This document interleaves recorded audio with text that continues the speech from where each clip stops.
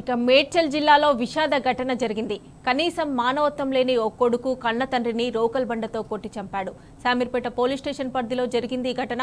పెద్దమ్మ కాలనీకి చెందిన నరసింహ తాగుడుకు బానిస కావడంతో అతని భార్య పుట్టింటికి వెళ్లిపోయింది. దాంతో మరింత తాగుడుకు అలవాటు పడిన నరసింహ మద్యానికి డబ్బులు కావాలంటూ తల్లిని కొడుతూ ఉండడంతో తండ్రి హనుమంతు అడ్డుకున్నాడు. ఈ క్రమంలో రోకల్ బండతో తండ్రి తలపై నరసింహ బలంగా కొట్టాడు. దాంతో హనుమంతు తీవ్ర రక్తస్రావమై అక్కడికక్కడే చనిపోయాడు.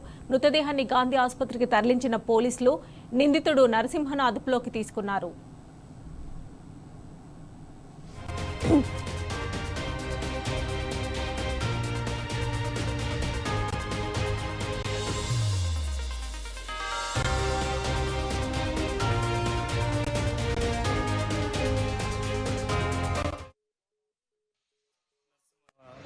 పెద్ద బాబు పేరు. ఇది మా మామ పేరు అయితే హనుమంతు. వాళ్ళు తరచుగా ఒకసారి తాగినప్పుడు గొడవ పడుతూ ఉంటారు. ఇంకా చిన్న చిన్న గొడవలే కదా అని మేము కూడా పట్టించుకోవడం మానేసాం. ఇంకా రేపు పండగ అనేసి నైట్ కూడా చిన్న చిన్న గొడవ పడారంట. వాళ్ళకి ఏమైందో ఏమో తాగేసి ఇంటికి వచ్చారు, బాగానే ఉండరు. మళ్ళీ వాళ్ళ అమ్మండి కొద్దిగా చిన్నగా ఎందుకు రాయడం అవుతా అవసరం లేదు అని చెప్పిందంటే చెప్పేసరికి నాకే చెప్తావు అనేసి రోకల్ బండి తీసుకొని ఇంకా వాళ్ళ అమ్మని 2 దెబ్బలు కొట్టిందంట.